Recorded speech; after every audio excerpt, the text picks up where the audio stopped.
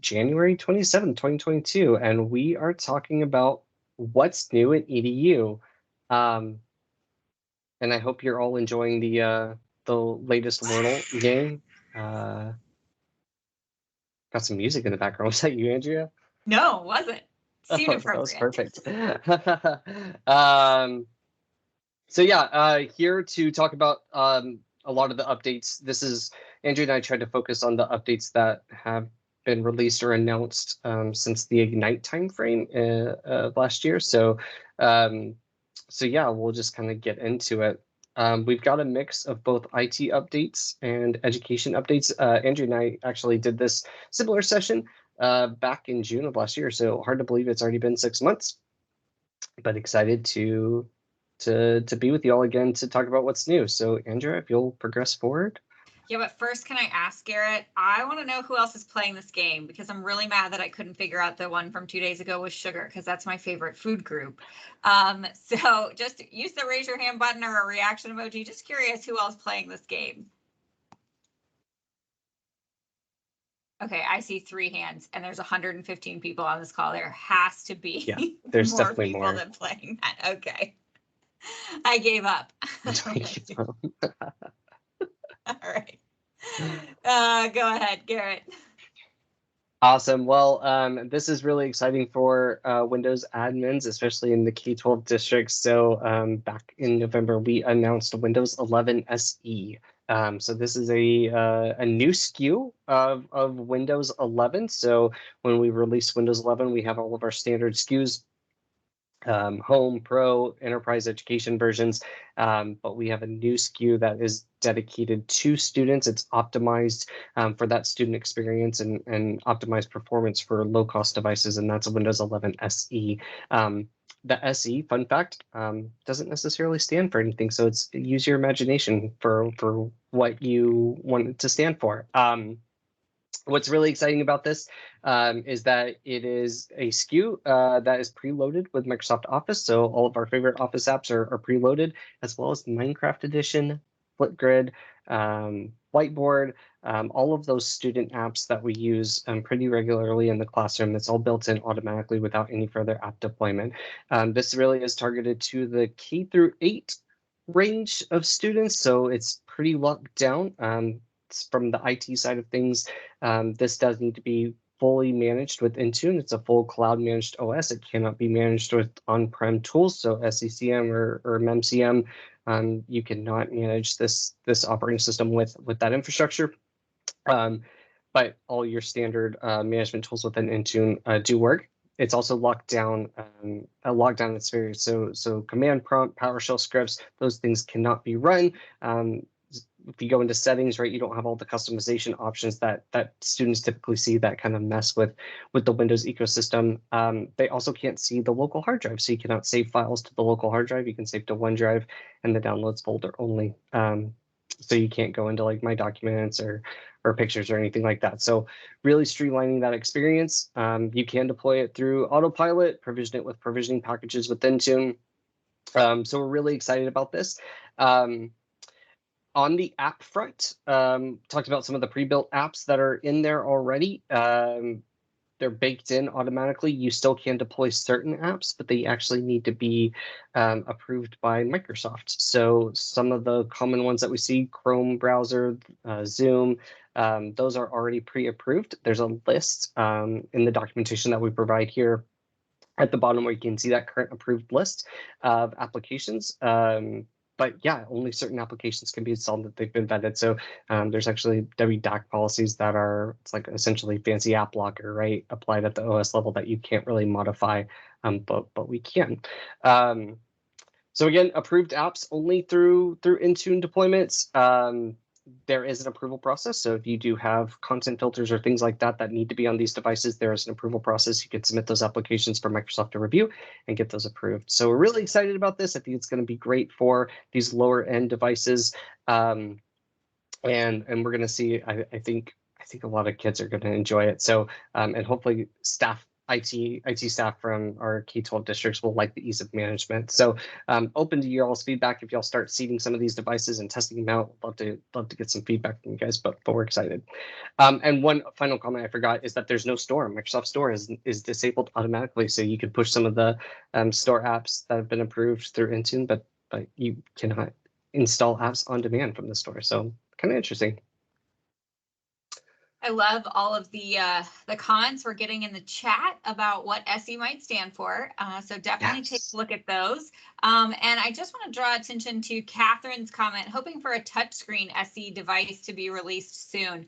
So we need to get some more feedback from customers like you that are using the SE devices. So definitely continue to provide that feedback either to us as an office hour team, to Garrett, myself, or anybody on the team directly, so we can forward it on to the Surface team. We'd be and the device teams. We'd be happy to do that. It has the most impact when it comes from you as customers. Absolutely, and that's actually a perfect segue to the next slide. So Andrea, if you will click forward. We have, along the announcement of Windows 11 SE, we also had all of our major partners and OEMs announce devices, lower end, low cost devices that are actually going to run Windows 11 SE. So all of our favorite brands, Acer, Asus, Dell, Dynabook, HP, Lenovo, Fujitsu, some of those other brands, all have a Windows 11 SE variant. So you can go, we actually have a blog that highlights these new devices for you to test out. And of course, Surface has one as well. So the new Surface Laptop SE, I've not got my hands on one, but I'm excited to see it hopefully soon. So if you're in the market for those low-cost devices and you want to give Windows 11 SE a trial run, check out these devices. Again, the Windows 11 SE, you can't actually download the ISO. So for IT professionals out there who are building images and things like that, you're not going to do that with the Windows 11 SE. It is meant to be a cloud managed device, so you cannot get that ISO. You cannot run it in a VM easily. So you'll have to get a low-cost device to try it out and give us some feedback. But really excited for the partnership and the new devices that are out there to broaden that ecosystem. Okay, my new favorite comment since we started this slide is clearly Karen is working with students. No white cases. Heard. I can't tell you how many times being in a K-8 school the white cases had black skid marks across them from getting run over by the cow and things like that. So totally understand and hear you there. I can relate to that. All right, moving along. Back to you, Garrett. Yeah, so this one, I'm stoked about this one. This is Microsoft Defender for Endpoint, typically referred to as MDE. This was previously advanced threat protection agent that we could put on our Windows devices and servers and other operating systems. Was always included in the A5 plan, and they've actually split this out into 2 SKUs. So there's a plan 1 and a plan 2, and plan 1 is now included in A3. So all of our districts and universities out there that have A3, you can actually now take advantage of these new capabilities, leveraging MDE in your environment. So again, certain capabilities are within A3. Again, industry-leading anti-malware that's cloud-based, attack surface reduction capabilities, device-based conditional access, all of these things you can now leverage. I do want to call out, though, that it is still faculty and staff only. There is no student use benefits for this. So, so for those who are hoping to use it for student devices, that'll still be an additional cost. But I am excited for the new addition of the capabilities granted directly into A3. I threw a couple of links at the bottom on the announcement, some of the overview. So if you want to start testing this in your environment, you can absolutely start doing that. So yeah, just really exciting stuff.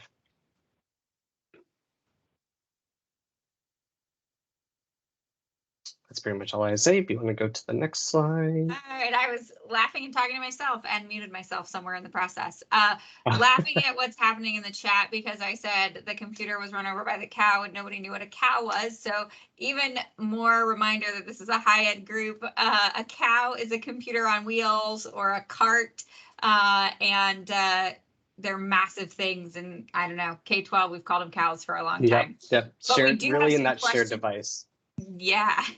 We do have some questions in the chat, Garrett, that go to a couple questions. So I'm going to scroll back up here. Question, do we still need a special explicit Defender license for servers? Yes. To my knowledge, yes. Yes, that's a separate license. And then does this also apply to Mac OS? Yes, I believe so. Okay.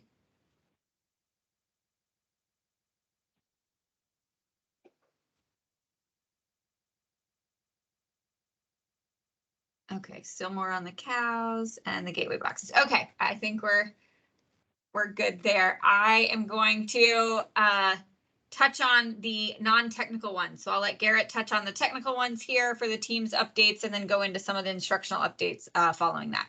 Yeah, great. Thanks, Andrea. So there's been a few updates in the December-January timeframe from a team's perspective.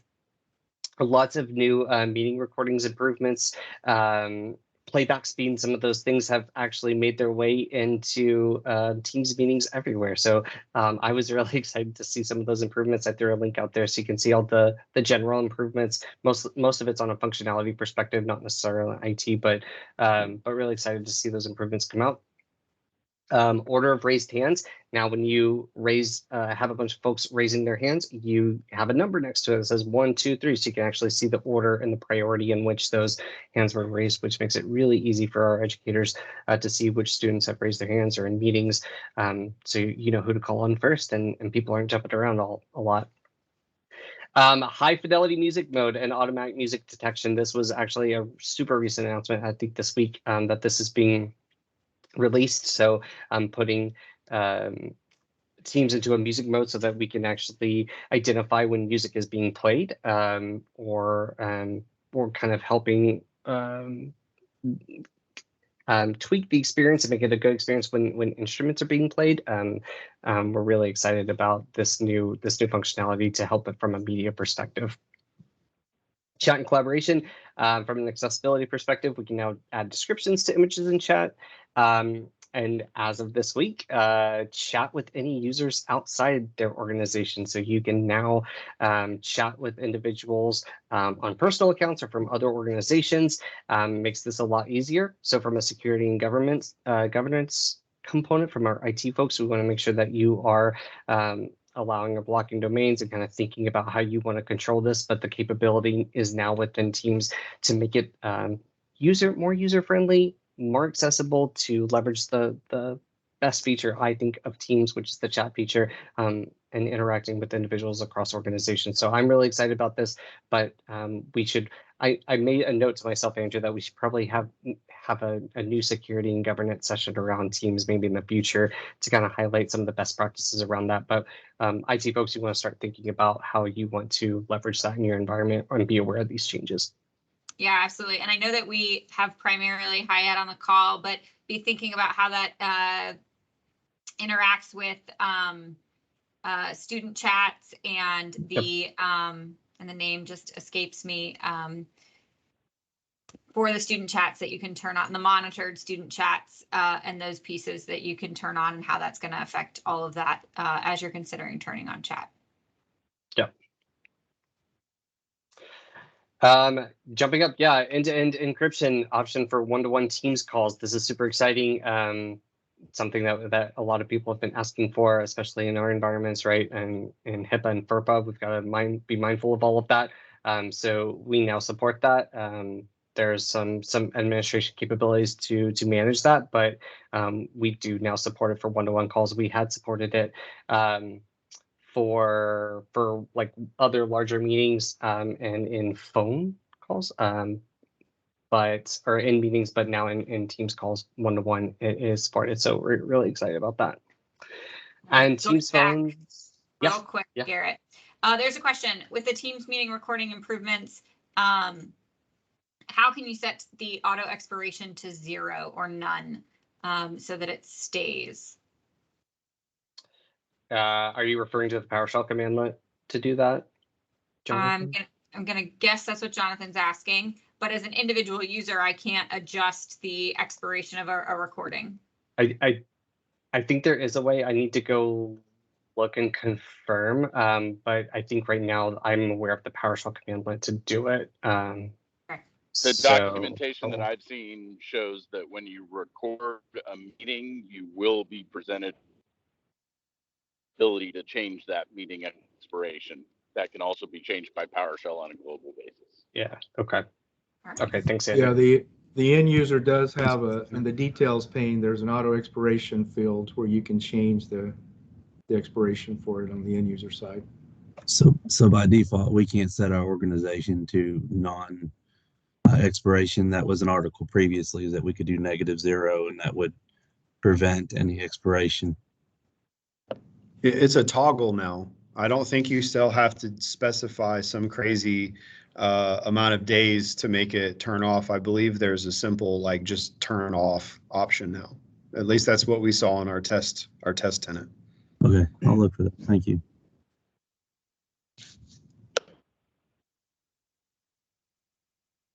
Awesome. Back to you, Garrett. Yeah, thanks. A couple of other, we've had a lot of improvements from Teams Phone perspective. So Operator Connect conferencing, which is supporting the audio conferencing functionality within Operator Connect has been, that is GA. And then dynamic E911 for US-based users, where we have supported E911 location-based capabilities for our US-based users has been fully released. So so excited about the new functionality to make sure that your team's infrastructure is compliant with Gary's Law, Bombs Act, things like that. So we've got that going. SIP Gateway also has been GA, which allows us to bring certain devices that are SIP-based, being able to leverage those with the Teams phone system without having to invest in new headsets. So there is a list out there of compliant devices that you can take a look and see if you can do that, but that's out of preview now. We had a lot of good feedback on that, so excited to see it GA. And then a few improvements around Teams rooms, hot desking on Teams displays, things like that. So Teams rooms continues to get some love, and excited to see the new functionality within it.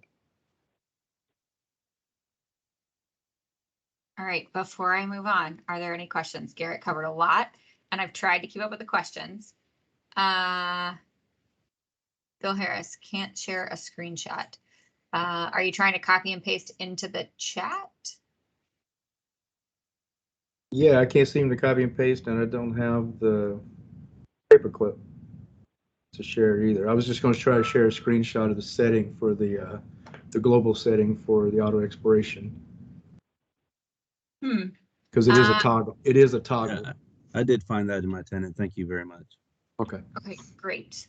Awesome. We'll have to figure that one out next time. All right, so I'm going to talk about some of the instructional sides and things that are new from the end user experience.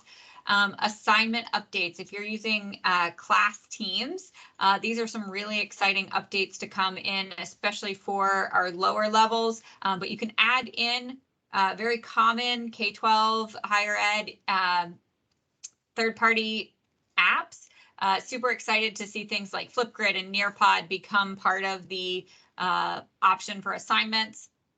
You can select those and then attach right from that system. The same with whiteboard. You're able to bring in a whiteboard. So if you've laid out a whiteboard, you can assign it, and it will give it to students and to student groups with the information that's already on it. So you've already kind of built that template and are able to share it out. I'm super excited about this because I was thinking about having to recopy things over and over and over again for students that I might want them to brainstorm in groups because I couldn't figure out how to copy and paste whiteboards or make duplicate whiteboards with the same information. So it's exciting to see that it's available in assignments and being able to record directions right inside of the interface on Teams. So that means a teacher or instructor can give a video set of instructions without having to go to another tool to record that MP4 and bring into the system. So excited to see that that is now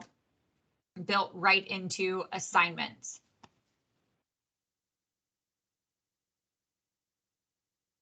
Nice, and Garrett was able to drop that switch right in there for you to see that toggle button right in there.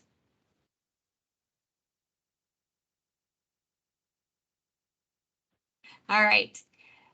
Captions and transcripts. Excited to see that transcripts are available when using the recording. What I really love about the transcripts now is that it's attaching the speaker to the transcript and the timestamp. So it's easy to get through and break that down. You can open up that transcript and have it show on the right side. It's also updating to your video recording. So you're going to be able to see that transcript when utilizing video saving to OneDrive and SharePoint. So it's going to be there in your tools inside of that video.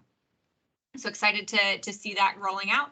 And then down here, you're going to see the captions. Here you've got the ability to turn on live captions. If you're not using it, you can turn it on right now in this meeting at the ellipses at the top and turn on those closed captions. It will identify if you just do the live captions, whether I'm speaking or somebody else is speaking, or you can switch to the cart captions if they're enabled. I don't know if Heather has them enabled, but enabling them for meetings, and you'd be able to use the cart, which are the standard in accessibility captioning. Excited to see those now supported in meetings. And when looking at regular live captions, I'm not sure if you're all aware, the ... in the corner up here does allow you to switch. If you're in the live captions, you can actually change your spoken language, which is really exciting that you can now have it caption in another color, in another language.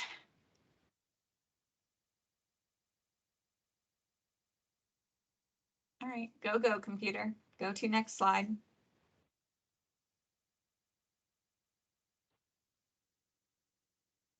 Live captions should be available when using the web interface. Immersive Reader, for those of you that use Immersive Reader like I do all the time, has 16 new read aloud languages. So really excited to see some additional language capabilities coming to here. Immersive Reader's got to be getting close to 100 languages that are supported with read aloud function. And this also works. I know that I use it in Outlook and in Edge, and anything that I need to have read to me, all of those MS Learn courses that I have to do, I constantly use Immersive Reader. So I'm excited to see how accessible it's becoming for others. So super excited to see that. And all of those voices have a male and female voice. I have no idea why it's taking a good several moments to switch between slides. So I'm really excited to show you this one. This is Loop. And this is just a Loop component. So there is a video here. This allows you to add a component that all can add and collaborate on inside of a chat. And so I love this one because I'm able to create an ongoing list. I have a weekly sync with a couple different teammates, and we now just keep a loop open as a, here's what we need to talk about, so that we can keep that agenda kind of up to date and touch base. And so it is in public preview. It is available when you switch to that. And it's simply just a message extension here for the Loop components. There's a lot more to it that I don't know or understand completely yet, or understand all of the power of Loop. But what I can tell you is I'm absolutely loving the ability to create a collaborative checklist or ongoing, and then I pin the post. So when I've got one, I will click on the ... in the upper corner and pin that post so that I'm able to see it and I don't have to worry about all the other chat that goes back and forth. It goes right to the top and is easily to be seen. What you're seeing here is a voting table option where you can add different ideas and kind of weigh things out.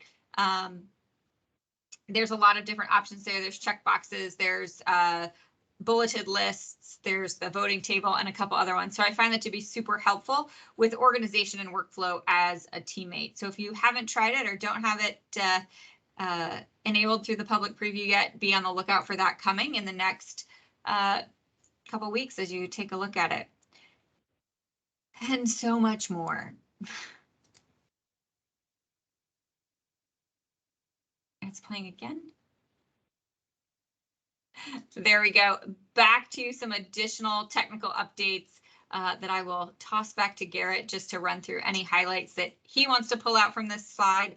We are going to share this with you so that you have all the clickable links to get to everything. I didn't share the PowerPoint in Teams. I just shared my desktop. That's my normal go-to. So my apologies if you've been trying to click the screen while we've been presenting.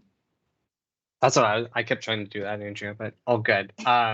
Yeah, no, so these are just a few updates that were significant that I thought you guys might be interested in.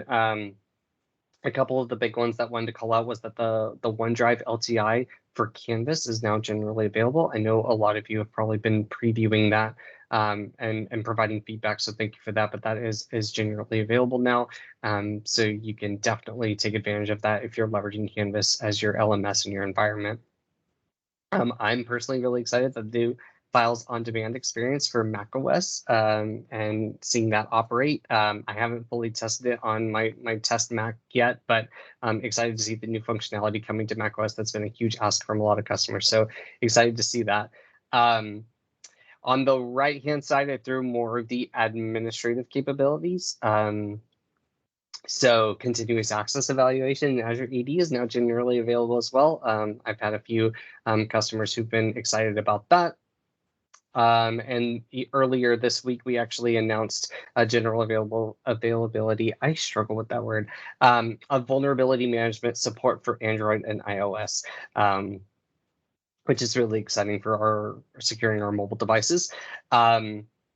And then the last one that I wanted to call out was the Surface Management Portal. So if you guys have Surface in your environment, if you haven't had a chance to check out in the Microsoft 365 admins, or actually it's in the Microsoft Endpoint Manager portal, there's a new Surface Management Portal where you can go and manage your Surface devices from like a warranty perspective and send them back for replacement and things like that. So bringing a really unified experience to the Microsoft Endpoint Manager for managing all of your devices. I've had a lot of good feedback around the Surface Management Portal, and we're excited from it to see it released. So would love some feedback on that as well.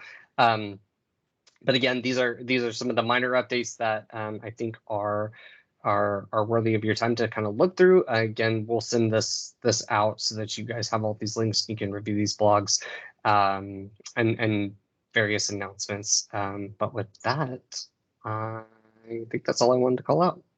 Yeah, I think that's great. I struggled with general availability for a long time as well because I thought GA meant Georgia, and I couldn't figure out why Georgia was getting things first for a long time when I started with Microsoft. So I agree with you there.